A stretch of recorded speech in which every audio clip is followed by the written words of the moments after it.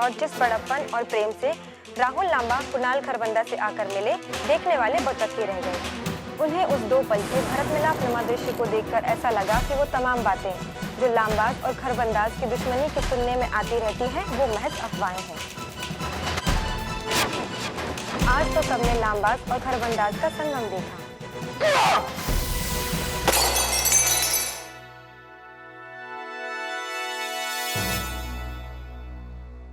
क्या हो क्या रहा है यहाँ?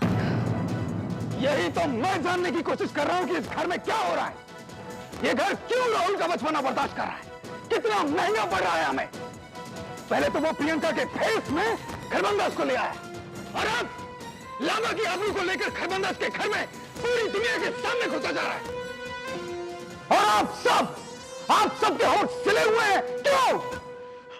होंठ इसलिए सिले हुए हैं भैया क्योंकि राहुल ने कोई ऐसा गुनाह नहीं किया जिसका इल्जाम आप उस पर लगा रहे हैं।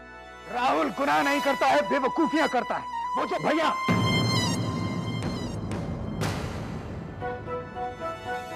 ये जो बात शुरू हुई है वो बढ़ेगी और अगर एक बार फिर इस घर में ये बात निकली है तो बात पूरी हो ही जाए, लेकिन इस तरह नहीं, सबके सामने नहीं।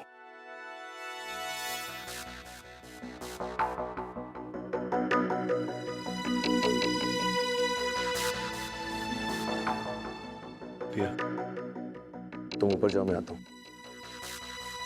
ठीक है। और वैसे भी मुझे नहीं लगता कि जब तुम यहाँ हो तो मेरा भी यहाँ रुकना जरूरी है। जाओ।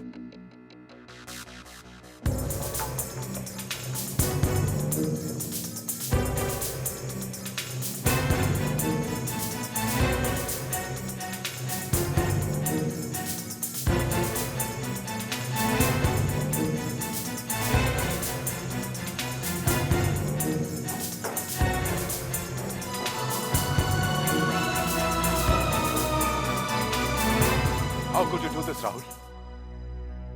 शर्म नहीं आई तुम्हें? एक तो खरबंदाज के घर गए, ऊपर से सरेआम सबके सामने, पूरे मीडिया के सामने कुणाल से हाथ मिला रहे थे, गला लग रहे थे उसके। डैड, ये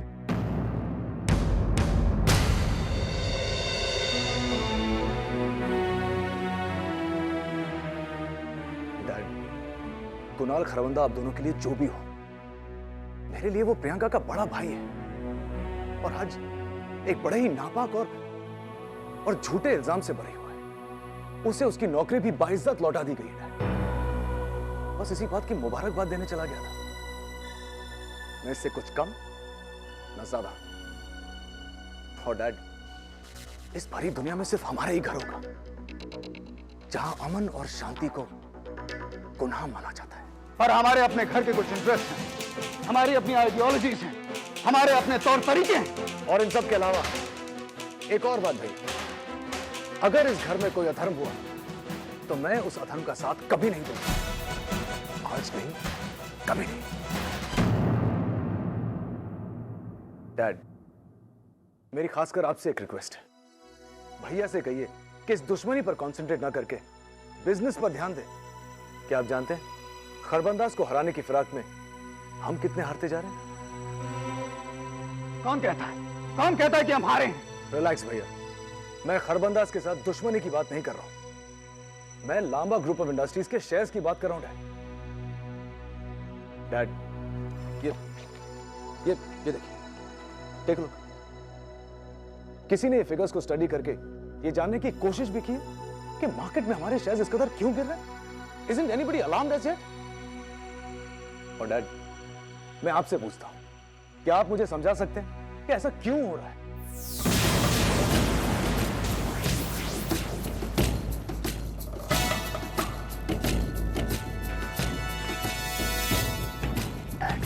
तुम मुझसे एक्सप्लेनेशन मांगते हो? खबरदार, जो मेरे काम करने के तरीकों पर किसी ने एतराज किया तो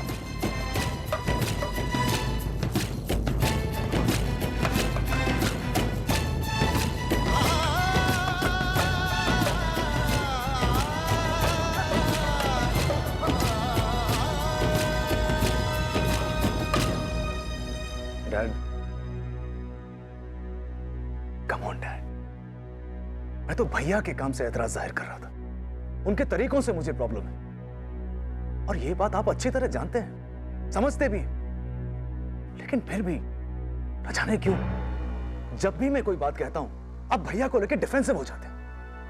आखिर क्यों डैड? व्हाई? जब भी मैं कोई बात कहता हूं आप भैया को लेकर डिफेंसिव हो जाते हैं। आखिर क्यों डैड? व्हाई?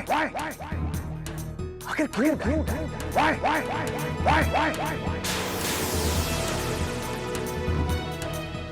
ऋषभ को लेकर आप इतने प्रोटेक्टिव क्यों हो जाते हैं? क्यों आपको ऐसा लगने लगता है कि हर कोई आप पर इल्जाम लगा रहा है? मेरी एक बात याद रखिए, दुर्योधन न होकर शायद एक बेहतर इंसान था अगर धृतराष्ट्र नहीं होते।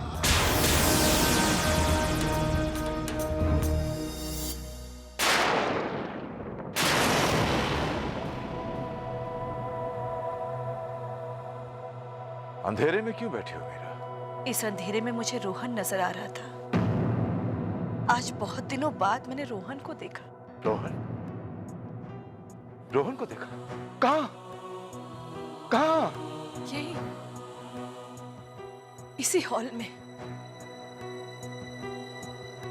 जहां तुम राहुल को डांट रहे थे। इसी जगह पर कुछ साल पहले तुमने इन्हीं लफ्जों में, गुस्से के इसी रंग में रोहन को भी डांटा था। वही बातें, वही इल्जाम, सब कुछ हूबहू वैसा ही। और धीरे धीरे जैसे रोहन और तुम्हारे बीच के फासले बढ़ते गए थे, वैसा ही कुछ राहुल के साथ भी होगा। फिर वैसा ही कोई हादसा होगा। पर जब तक तुम्हारी आंखों से पट्टी उतरेगी ना, तब तक तुम्हारा एक बेटा और घर छोड़ चुका होगा। मुझे अभी से नजर आ रहा है, हमारा एक बेटा फिर से घर छोड़कर जाने वाला है। मैं तब भी कुछ नहीं कर पाई थी, मैं अब भी कुछ नहीं कर पाऊंगी। पर तुम अगर इस होने को टाल सकते हो तो टाल देना रमन, टाल देना।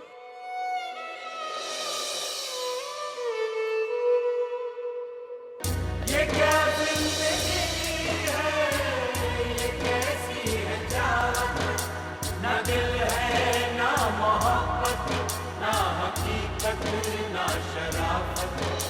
ना दिल है ना मोहब्बत, ना हकीकत ना शराफत। मिली है दुश्मनी की ये कैसी विरासत, मिली है दुश्मनी की ये कैसी विरासत। जैसे रोहन और तुम्हारे बीच के फासले बढ़ते गए थे, वैसा ही कुछ राहुल के साथ भी होगा। फिर वैसा ही कोई हादसा होगा। पर जब तक तुम्हारी आंखों से पट्टी उतरेगी ना, तब तक तुम्हारा एक बेटा और घर छोड़ चुका होगा।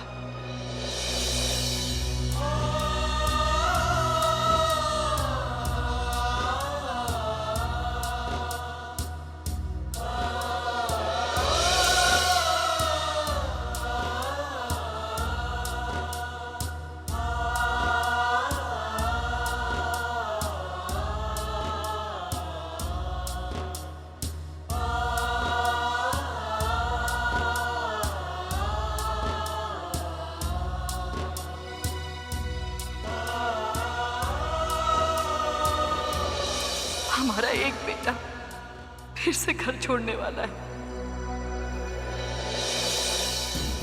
पर तुम अगर इस होने को टाल सकते हो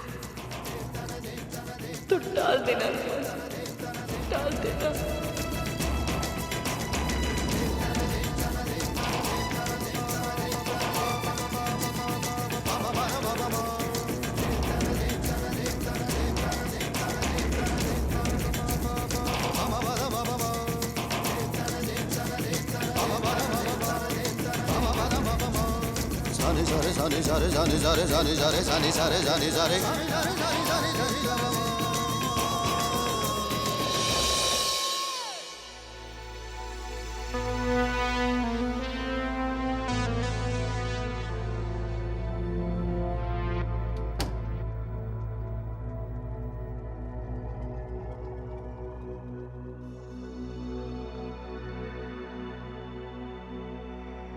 ऋषभ,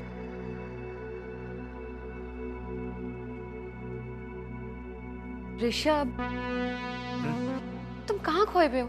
तुम्हारे सामने तो खड़ा हूं। अब तुम्हें नजर नहीं आ रहा हूं तो कोई क्या करे? मेरे कहने का मतलब वो नहीं था ऋषभ। बातें वो किया करो जिनके मतलब एक ही बार में समझ आ जाए। ओके, एक्चुअली मैं तुमसे कुछ कहना चाहती हूँ। कहो ना। मैं तुमसे कुछ कहना नहीं चाहती हूँ, मैं तुम्हारे साथ डिस्कस करना चाहती हूँ। क्या करूं मैं? नए रंग का नाइट सूट पहन कर? क्यों? क्या अपने बालों का हेयर स्टाइल बदल लूं? लेकिन तुम अपना हेयर स्टाइल क्यों बदलोगे ऋषभ? क्या सर के बल पर खड़ा हो जाऊं? लेकिन क्यों? लेकिन क्यों? क्योंकि तुम्हें जो कहना है न जाने तुम मुझसे कब कहो। बार बार कहती जा रही हो कि मुझे तुमसे कुछ कहना है, कुछ डिस्कस करना है। मैं तुमसे कहूं? तुम्हारा शुरू का जो म्यूजिक है वो बजता रहता है, लेकिन गाना शुरू नहीं होता। सामने से गाड़ी निकल जाएगी, लेकिन तुम ये तय नहीं कर पाओगी कि पहले बायां पांव उठाऊं या फिर दाएं। अब बोलो क्या बोलना है? मुझे कुछ नहीं बोलना। तुम नहीं बोलोगी तो कोई और बोलेगा। हेलो, हाँ डैड जी, मैं भी आता हूँ।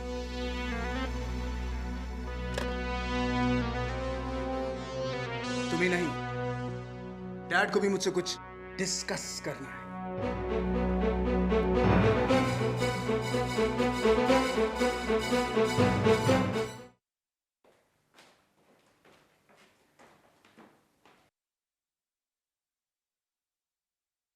Yes dad.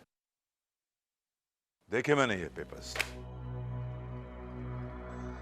ये वही पेपर्स है ना जो राहुल चाहता था कि आप पढ़ें? हाँ, तो राहुल भी इस घर का बेटा है, वो जब चाहे अपनी कंपनी के कागजात देख सकता है। डैड, मेरे सामने आपने वो पेपर्स फेंक दिए। मैं सिर्फ ये कंफर्म कर रहा हूँ कि क्या ये वही पेपर्स हैं। मैंने कोई सफाई नहीं मांगी है। और मुझसे कभी किसी सफाई की उम्मीद भी मत रखना ऋषि। सारी दुनिया तुम्हें खलीफा समझती होगी, पर यह मत भूलना कि मैं तुम्हारा बाप हूं। आप नाराज क्यों हो रहे हैं? बाकी कोई समझे या ना समझे, पर मैं तुम्हारे हर लफ्ज का असल मतलब समझता हूं ऋषभ। ये जो अभी तुमने पेपर्स की बात जिस तेवर में की है ना, खूब समझता हूं मैं।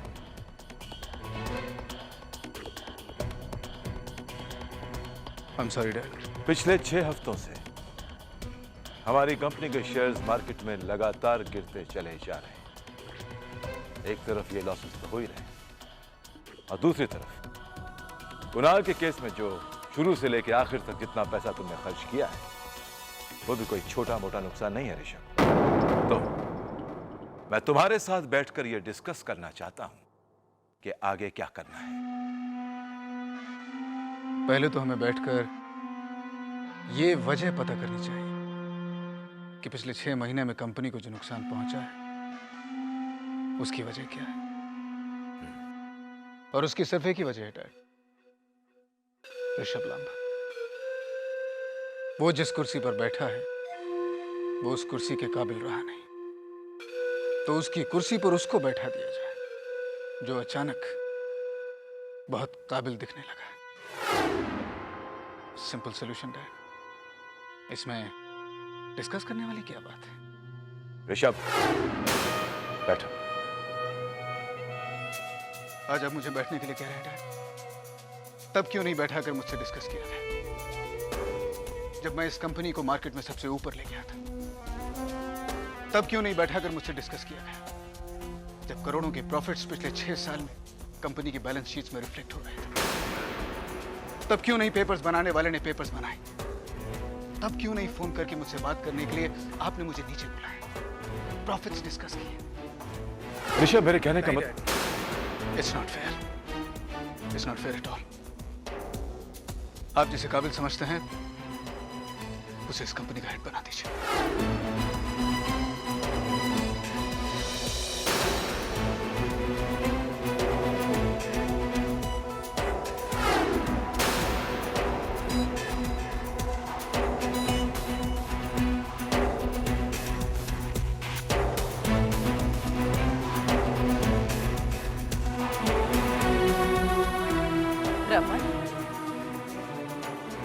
मैं देख रही हूँ कि तुम्हें ताज्जुब हुआ, पर मुझे कोई हैरानी नहीं हुई। लाड़ प्यार का फल जब कच्चा होता है ना तो बहुत मीठा लगता है, पक जाने के बाद कड़वा हो जाता है। जिस लाड़ से तुमने ऋषभ की परवरिश की, बिना लगाम उसे मनमानी करने दी, तो आज उसे जरा भी रोक टोक बर्दाश्त नहीं। आज तुम उसे सलाह भी देने जाओगे ना तो वो टॉलरेट नहीं कर पाएगा। उसे कई सालों से अपने उस पिता की आदत है जो उसके हर काम पर ताली बजाता है। वो तो खुद हैरान है कि उस पिता के मुंह में जुबान कैसे आ गई। वो तो इस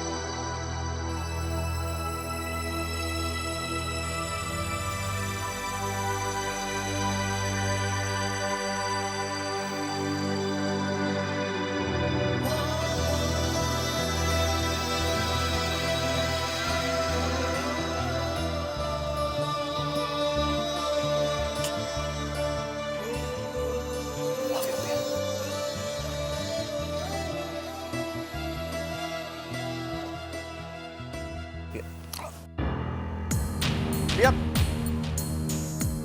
क्या बात क्या है प्रिया? प्रिया, प्रिया बात क्या है? प्रिया तुम ठीक तो हो? प्रिया say something for God's sake.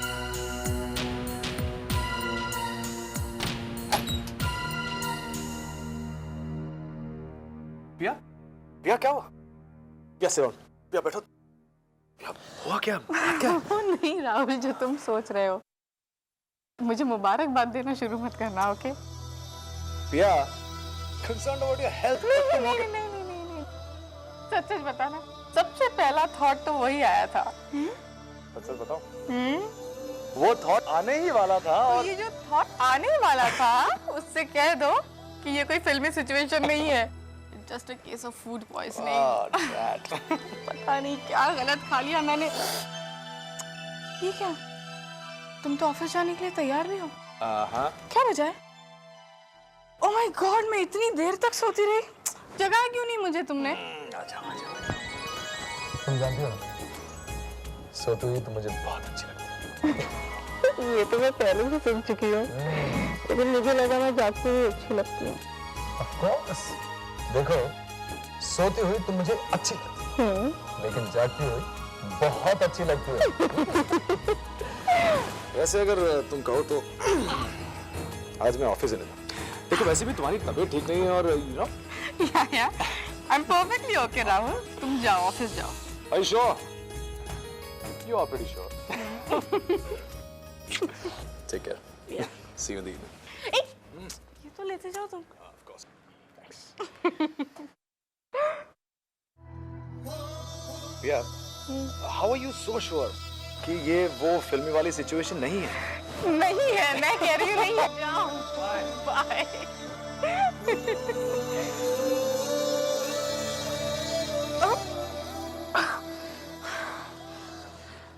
God, not again.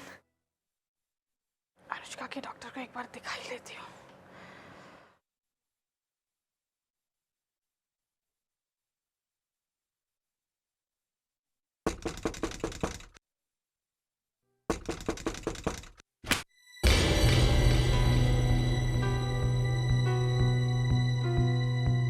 वो अनुष्का जी से थोड़ा काम था। तुम्हारा मतलब तुम्हें सो कॉल्ड जेठानी जी से थोड़ा सा कुछ काम है।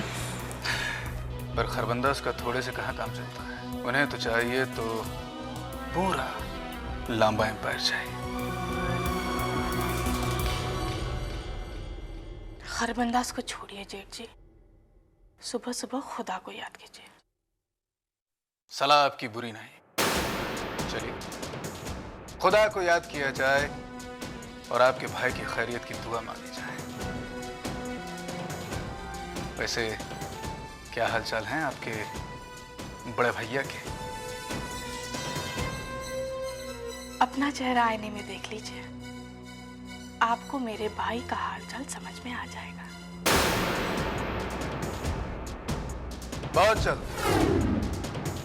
बहुत जल्द मैं तुम्हारे भाई के यहाँ एक बड़ा सा आईना भिजवाने वाला हूँ, क्योंकि चेहरा तो उसका भी देखने लायक होने वाला है।